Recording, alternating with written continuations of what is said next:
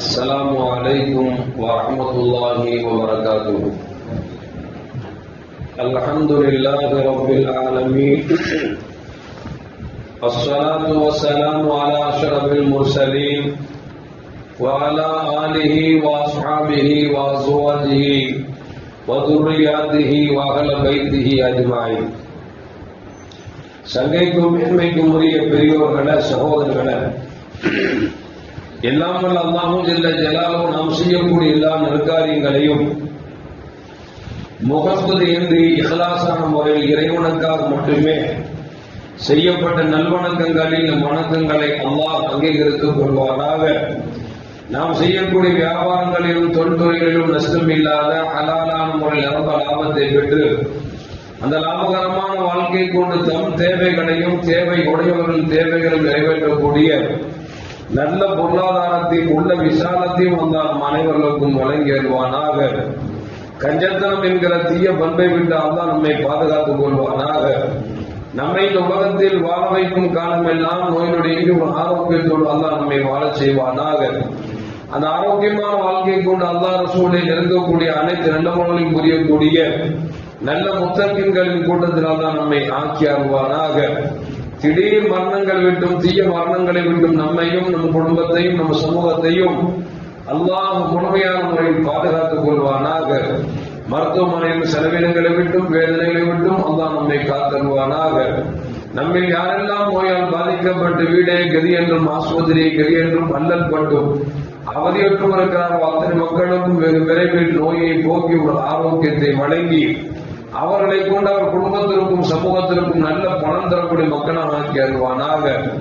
நாம் இந்த உலகத்தில் வாழ்ந்து மறைகிற நேரத்தில் லா இலாஹ இல்லல்லாஹ் முஹம்மது ரசூலுல்லாஹ் என்ற கலிமாவை பொழிந்து ஜன்னத்துல் ஃபிர்தௌஸை கண்ணால் கண்டு மகிழ்ந்து சிரித்தவனவா மரணிக்கக்கூடிய நல்வாக்கியம் பெற்ற மக்களில் அல்லாஹ் நம்மை ஆக்கி அருள்வானாக. மரணித்தும் மரணிக்காத இரண்டேஸ்வரன் கூட்டத்தில் அல்லாஹ் நம்மை ஆக்கி அருள்வானாக. நாளை மறுமையிலே கண்மணி முஹம்மது ரசூலுல்லாஹி ஸல்லல்லாஹு அலைஹி வஸல்லம் அவர்களின் திருக்கரம் மேலால் ஹவ்துல் கௌஸர் என்கிற தடாகத்தில் நீர்மருகி அன்னாரின் ஷஃபாஅத்தை பெற்று அன்னாரின் கரம் பிடித்து ஜன்னத்துல் ஃபிர்தௌஸ் என்ற உயர்ந்த சொர்க்கத்தில் அவர்களோடு அல்லாஹ் நம்மை சங்கமிக்க செய்வானாக. எல்லாவற்றுக்கும் மேலாக இறை அன்பை பெற்று இறைவனை பார்த்து பரவசம் அடையக்கூடிய அவருடைய லிக்காவையும் ரிலாவையும் பெற்ற மக்களில் அல்லாஹ் நம்மை ஆக்கி அருள்வானாக. அருமையான மூமின்களே, இந்த உலக வாழ்க்கை என்பது ஏற்றத்தாழ்வு நிறைந்த ஒரு வாழ்க்கை. இந்த வாழ்க்கையில் மேலும் பள்ளமும் கடந்துதான் நாம் வாழ வேண்டும். வாழுகிற பொழுது நாம் குற்றம் புரியாமல் இருக்க வேண்டும் என்று சொன்னால், தவறுகள் செய்யாமல் இருக்க வேண்டும் என்று சொன்னால், இறைவன் நமக்கு எதை கொடுத்தானோ அதை போதும் என்று பொருந்தி கொண்டு அவனுக்கு நன்றி செலுத்தி வாழ்ந்தோம் என்று சொன்னால், குற்றங்கள் செய்யாமல் நாளை மறுமையிலே இறைவனுக்கு பிடித்தமான மக்களாக அவனை போய் சென்றடையலாம். அதை விட்டுவிட்டு பிறரை பார்த்து வாழ்ந்தோம் என்று சொன்னால், நாம் குற்றம் புரிந்து நாளை மறுமையிலே இறைவனுக்கு முன்னால் குற்றவாளியின் கூண்டில் நிறுத்தக்கூடிய அனைத்து குற்றங்களும் செயல்பாடும் இடத்தில் வந்துவிடும் என்பதைத்தான் அல்லாஹ் இப்படி சொல்வான். வலா தமுத்தன்ன ஐனைக்க இலாமா மத்தனா என்கிற வசனத்தில் அல்லாஹ் சொல்வான், உங்கள் கண்களை கொண்டு பிறரை நீங்கள் ஏறிட்டு பார்க்க வேண்டாம். சிலருக்கு நாம் வசதி வாய்ப்புகளை கொடுத்திருப்போம், அந்த வசதி வாய்ப்புகளை நீங்கள் என்று நீங்கள் பார்க்க வேண்டாம் என்று சொல்லி அல்லாஹ் ஜல்ல ஜலாலுஹு குர்ஆன்ல சொல்லி காட்டுகிறார். உண்மையில் அப்படித்தானே. நாம் பிறர் ஒருவர் செல்வந்தராக இருக்கிறார் என்று சொன்னால் அந்த செல்வத்தை நாம் சேகரிக்க வேண்டும் என்கிற எண்ணம் நமக்கு வந்தது என்று சொன்னால், அவரை போன்று நாமும் செல்வத்தை சேகரிக்க வேண்டும் என்கிற எண்ணம் வந்தது என்று சொன்னால், அவர் செல்வத்தை எப்படி சேகரித்தாரோ அதுபோன்று சேகரிப்பதற்கு முயற்சி செய்வோம். முயற்சி செய்து செல்வத்தை அடைய முடியவில்லை என்று சொன்னால், அந்த செல்வத்தை அடைவதற்கு என்னென்ன காரண காரியங்களை செய்தாரோ அந்த காரண காரியங்களை செய்யக்கூடிய அந்த எண்ணத்தை நமக்கு ஏற்படுத்திவிடும். எனவேதான் அல்லாஹ் சொல்லுகிறான், பிறருக்கு நாம் கொடுத்திருக்கக்கூடிய அந்த செல்வ செழிப்பான வாழ்க்கையை நீங்கள் ஏறிட்டு கூட பார்க்க வேண்டாம் என்று அல்லாஹ் ஜல்ல ஜலாலுஹு நமக்கு சொல்லி காட்டுகிறார். என்ன காரணம் என்று சொன்னால், ஒருவர் செல்வத்தை வெகு சீக்கிரத்தில் சேகரித்திருக்கார் என்று சொன்னால் அவர் அடுத்தவரை அடித்து பிடிங்கிருக்கலாம், அல்லது ஏமாற்றிருக்கலாம், அல்லது திருடிருக்கலாம். என்ன காரியம் வேண்டாலும் சென்று செய்து அந்த காசு பணங்களை சேகரித்திருக்கலாம். அவரை போல நாம் சேகரிக்க வேண்டும், குயிக்காக பணக்காரனாக வேண்டும் என்று சொல்லி நாம் அவரை உற்று நோக்கிறோம் என்று சொன்னால், அந்த செல்வந்தர் என்னென்ன காரியங்களை செய்து செல்வத்தை ஈட்டினாரோ அந்த காரியங்களை செய்யக்கூடிய மனம் நமக்கு தள்ளிவிடும். எனவேதான் அல்லாஹ் சொல்கிறான், பிறருக்கு கொடுத்திருக்கிற செல்வ செழிப்பை பார்த்து நீங்கள் ஏமாந்து விடாமல், உங்களுக்கு நாம் எதை கொடுத்தோமோ அதை பொருந்தி கொண்டு நீங்கள் அல்லாஹ்வுக்கு நன்றி செலுத்தினீர்கள் என்று சொன்னால் அதுதான் நாளை மறுமையில் உங்களுக்கு சிறந்த வாழ்க்கையை தரும் என்பதை அல்லாஹ்வும் ரசூலும் நமக்கு சொல்லி காட்டுகிறார்கள். கண்மணி முகமது ரசூலுல்லாஹி ஸல்லல்லாஹு அலைஹி வஸல்லம் சொல்வார்கள், உனக்கு கீழ் நிலையில் இருக்கக்கூடியவர்களை பாருங்கள், மேல் நிலையில் இருக்கக்கூடியவர்கள் பார்க்காதீர்கள். ஏனென்று சொன்னால் கீழ்நிலையில் உள்ளவர்களை பார்க்கிற பொழுது அவரை விட அல்லாஹ் நமக்கு இவ்வளவு கொடுத்திருக்கிறானே, ஒருவருக்கு உறுப்புகள் இழந்திருக்கிறார் என்று சொன்னால் அவரை பார்த்து அல்லாஹ் நமக்கு உறுப்புகளை செயல்பட வைத்திருக்கிறானே, அவருக்கு ஒன்றுமில்லாமல் வைத்திருக்கிறான் என்கிற எண்ணம் வருகிற பொழுது நாம் அல்லாஹ்வுக்கு நன்றி செலுத்தக்கூடிய மக்களாக ஆகுவோம். அதை விட்டுவிட்டு நமக்கு மேலவர்களை பார்த்தோம் என்று சொன்னால் அவருக்கு இத்தனை பங்களா இருக்கிறது, இத்தனை தோட்டங்கள் இருக்கிறது, இத்தனை கோடிகள் இருக்கிறது என்று பார்த்தோம் என்று சொன்னால் நமக்கு கிடைத்திருக்கிற நியமத் நமக்கு பெரிதாக தெரியாமல் நாம் என்ன சொல்லுவோம், அல்லாஹ் பாருங்கள் அவருக்கு எத்தனை வீடு கொடுத்திருக்கிறான், எத்தனை காலம் கொடுத்திருக்கிறான், எவ்வளவு தோட்டங்கள் கொடுத்திருக்கிறான், எவ்வளவு வசதி வாய்ப்பு கொடுத்திருக்கிறான், எனக்கு ஒண்ணுமே தெரியலையே அப்படிங்கிற எண்ணம் நிராகரிப்பு நமக்கு வந்துவிடும் என்பதால் தான் கண்மணி முகமது ரசூலுல்லாஹி ஸல்லல்லாஹு அலைஹி வஸல்லம் சொல்வார்கள், உனக்கு கீழ் உள்ளவர்களை பாருங்கள், மேல்நிலையில் இருக்கக்கூடியவர்கள் பார்க்காதீர்கள் என்று சொல்லி முகமது ரசூலுல்லாஹி ஸல்லல்லாஹு அலைஹி வஸல்லம் சொல்வார்கள். ஒரு நிகழ்வு ஒன்று நான் கேள்விப்பட்டேன். ஒரு துறவி அவர் உலகம் தெரியாதவர்களாக வாழ்ந்து கொண்டிருக்கிறார். எப்போதும் சதாவும் இறைவனை திக்ர் செய்தும் வணங்கிக் கொண்டு வாழ்ந்து கொண்டிருக்கிறார். ஒரு நாள் தன்னுடைய வணக்க ஸ்தலத்தை விட்டு கீழே இறங்குகிறார். கண்ணை விழித்து பார்த்தால் பசுமையான இடங்களாக எல்லாம் தெரிகிறது, காட்சி அளிக்கிறது. இவர் இதுவரைக்கும் அப்படிப்பட்ட இடங்களுக்கு சென்றதில்லை. அந்த துறவி என்ன செய்கிறார் என்று சொன்னார், இவ்வளவு பசுமையாக இருக்கிறதே, நாம் இவ்வளவு நாள் ஒரு இடத்தில் உடைத்து விட்டோமே என்று நினைத்துக் கொண்டு அந்த பசுமையான இடத்தை சுற்றி பார்க்கலாம் என்று சொல்லி அவர் முயற்சிக்கிறார். அவர் முயற்சிக்கிற பொழுது செல்கிற வழியில் பசிக்குமே என்று ஒரு ரொட்டியை எடுத்துக் கொண்டு சென்றார். சென்ற வழியில் திடீரென்று எதிர் திசையே ஒரு அழகான பெண் ஒன்று வருகிறார். அவரை பார்க்கிறார், மேலும் பார்க்கிறார், கீழும் பார்க்கிறார். அவள் அழகு இவரை கொள்ளை அடித்து விட்டது. சரி பேசித்தான் பார்க்கலாம் என்று சொல்லி பேசுகிறார். அந்த பெண்ணோடு தீய தொடர்பு ஏற்பட்டு அந்த பெண்ணிடத்தில் எல்லா உல்லாசங்களையும் அடைகிறார். யார்? ஒரு துறவி. உலகமே தெரியாமல் இருந்தவர் சுற்றி பார்க்கலாம் என்று வந்தார். வந்த இடத்தில் அவர் கண்ணுக்கு ஒரு பெண்ணை செய்தான் அலங்கரித்து காமித்தான். அந்த பெண்ணின் வலையில் சிக்கினார். சிக்கி அந்த பெண்ணிடத்தில் எந்த தகாத உணவு செய்யக்கூடாதோ அதையெல்லாம் செய்தார். அப்படி வாழ்ந்து கொண்டிருக்கிற நேரத்தில் ஒரு ஏழை மனிதர் வந்து, ஐயா எனக்கு பசிக்கிறது என்று சொல்லி கேட்கிறார். கொண்டு வந்த ரொட்டியை அந்த துறவி கொடுத்து விட்டார். கொஞ்சம் நேரம் கழிந்து இஸ்ராயீல் அலைஹிஸ்ஸலாம் அந்த துறவியிடத்தில் வருகிறார், உயிரை பறிக்குகிறார்.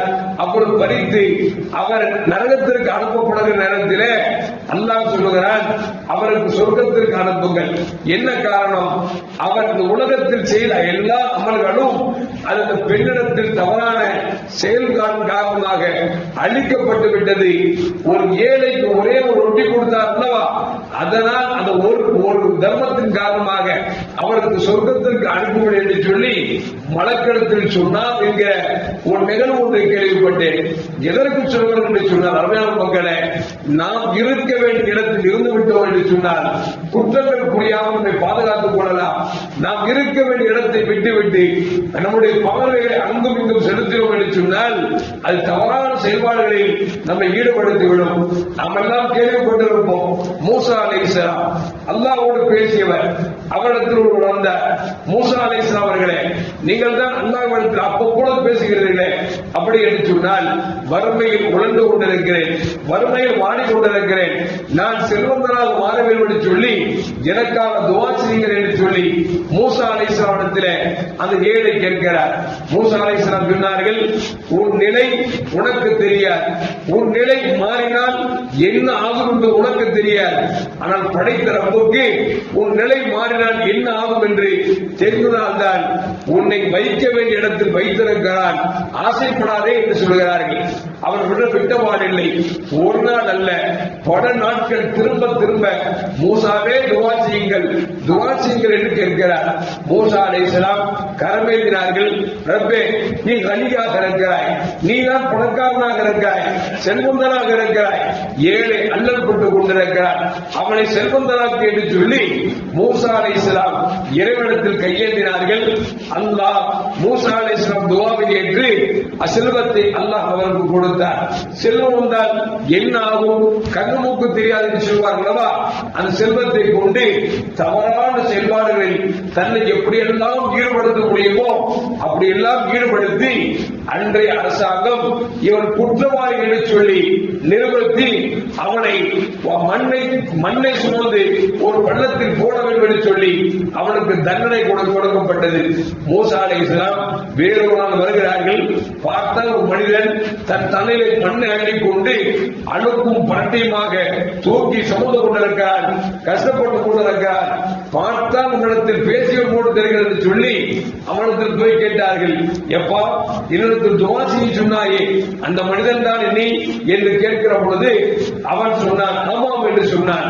செல்வம் உனக்கு வந்திருக்குமே, ஏன் உனக்கு நிரந்தனை என்று கேட்ட பொழுது அப்பொழுது அவன் சொன்னான், மூசா அலைஹிஸ்ஸலாம் அவர்களே, நான் துஆ செய்ய சொல்லுகிற பொழுது நீங்கள் சொன்னீர்களவா, உன் நிலை மாறினால் உனக்கு எப்படி மாறும் என்று உனக்கு தெரியாது, நீ இப்படி இருப்பதுதான் சால சிறந்தது என்று இறைவனுக்கு தெரிந்தால்தான் உன்னை எப்படி வைத்திருக்கிறான், எனவே செல்வத்தை கேட்க வேண்டாம் என்று சொன்னீர்கள், நான் மீறியும் கேட்டேன், நீங்கள் துஆ செய்தீர்கள், செல்வம் கிடைத்தது, அந்த செல்வத்தின் மூலமாக ஹராமான குற்றங்களை நான் செய்தேன், குற்றவாளியின் கூண் நிறுத்தப்பட்டு என்னுடைய குற்றங்கள் நிரூபிக்கப்பட்டு இப்பொழுது தண்டனை அனுபவித்துக் கொண்டிருக்கிறேன் என்று மூசா அலைஹிஸ்ஸலாமிடத்தில் அவர் சொன்னார் என்கிற நிகழ்வும் கிதாபுகளில் பதிவு செய்யப்படுகிறது என்று சொன்னார். அருமையான மக்களே, அல்லாஹ் நமக்கு எதை கொடுத்தானோ அதை கொண்டு போதுமாக்கி கொண்டோம் என்று சொன்னால் நாம் தவறான செயல்பாடுகளில் ஈடுபட வேண்டிய அவசியம் இல்லை. நமக்கு கொடுத்திருக்கிற வாழ்க்கையை விட்டுவிட்டு நமக்கு மேலொருவனை பார்க்கிற பொழுது அவன் என்ன குற்றங்கள் செய்து சம்பாதித்தானோ, அவன் என்னென்ன தவறுகள் செய்து பொருளை ஈட்டினானோ அந்த குற்றங்களை நாமும் செய்யலாம் என்கிற எண்ணம் வந்துவிடும். கொஞ்சம் யோசித்து பார்க்க வேண்டும். உலகத்தில் வருகிற பொழுது எதையும் கொண்டு வரவில்லை, செல்கிற பொழுது எதையும் கொண்டு போக முடியாது. இந்த இரண்டுக்கும் மத்தியில் என்ன தேவை இருக்கிறது சொன்னால், இறைவன் நம்மை படைத்ததெல்லாம் அவனை வணங்குவதற்கு, அந்த வணக்கத்திற்கு தேவை உடலுக்கு தெம்பு வேண்டும், ஆரோக்கியம் வேண்டும். அந்த ஆரோக்கியத்தின் தேவை உணவு வேண்டும். அந்த உணவு ஹலாலாக இருந்தால்தான் நம்முடைய அமல்கள் கபூல் செய்யப்படும் என்று சொன்னால், ஹலாலான சம்பாத்தியத்தை சம்பாதித்து ஹலாலான உணவை உண்டு நம் உடலுக்கு வலு சேர்த்து இறைவனை வணங்கி அவனை இணங்கி வாழ்ந்து முடிக்கிற பொழுது நாளை மறுமையிலே சொர்க்கம் என்கிற மிகப்பெரிய அன்பளிப்பு நமக்கு காத்திருக்கிறது. அல்லாஹ்வின் அன்பளிப்பு பெறக்கூடிய நன்மக்களால் அல்லாஹ் நம்மை ஆக்கியருள்வானாக. அஸ்ஸலாமு அலைக்கும் வரஹ்மத்துல்லாஹி வபரகாத்துஹு. ஸல்லல்லாஹு அலா முஹம்மத் ஸல்லல்லாஹு அலைஹி வஸல்லம். ஸல்லல்லாஹு அலா முஹம்மத் ஸல்லல்லாஹு அலைஹி வஸல்லம். ஸல்லல்லாஹு அலா முஹம்மத் يا رب صل عليه وسلم.